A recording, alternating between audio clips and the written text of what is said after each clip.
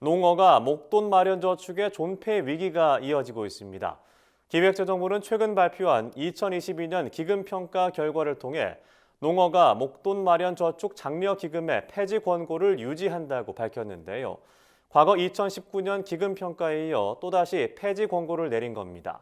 이에 농업인들은 농어가 목돈 마련 저축의 폐지가 아닌 제도 개선이 시급하다고 주장하고 나섰습니다. 박다영 기자입니다. 기획재정부는 최근 2022년 기금평가 결과를 발표하고 농어가 목돈 마련 저축 장려기금의 폐지 권고 의견을 유지한다고 밝혔습니다. 2019년 기금평가 당시 기재부가 폐지 권고 의견을 낸 데 이어 3년 만에 기금평가에서 또다시 같은 의견이 나온 겁니다.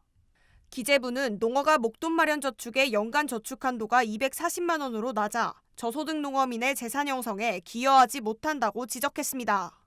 또 가입자는 감소하고 부정수급이 늘고 있다는 문제점도 제기했습니다. 이에 기재부는 최하 등급인 아주미흡 판정을 부여했고 기금의 폐지 권고가 유지됐습니다. 평가 대상인 33개 기금 중 아주미흡 판정을 받은 것은 농어가 목돈 마련 저축 장려기금이 유일합니다. 1976년 설치된 농어가 목돈 마련 저축 장려기금은 농어가 목돈 마련 저축 가입자에게 연간 최대 4.8%의 장려금리를 제공해왔습니다. 기금이 폐지되면 농업인들은 이 혜택을 받을 수 없게 됩니다. 농업계는 기재부가 폐지 권고 이유로 든 가입자 수 감소는 제도 구조상 불가피하다고 주장합니다. 정부가 가입 대상을 지나치게 제한하고 납입 한도도 낮게 책정해 가입자 수가 줄어들 수밖에 없단 겁니다. 또 농민이 계속 줄어들고 있어 가입자 수의 감소는 어쩔 수 없는 현실이라는 지적도 나옵니다. 또 농업계는 부정수급자가 증가하는 등의 도덕적 해이는 정부의 관리 강화로 해결할 수 있는 문제라고 강조했습니다. 이에 농업계는 농어가 목돈 마련 저축 폐지에 앞서 가입 요건 완화, 장려금 인상 등 제도 개선책 마련이 선행돼야 한다고 주장했습니다.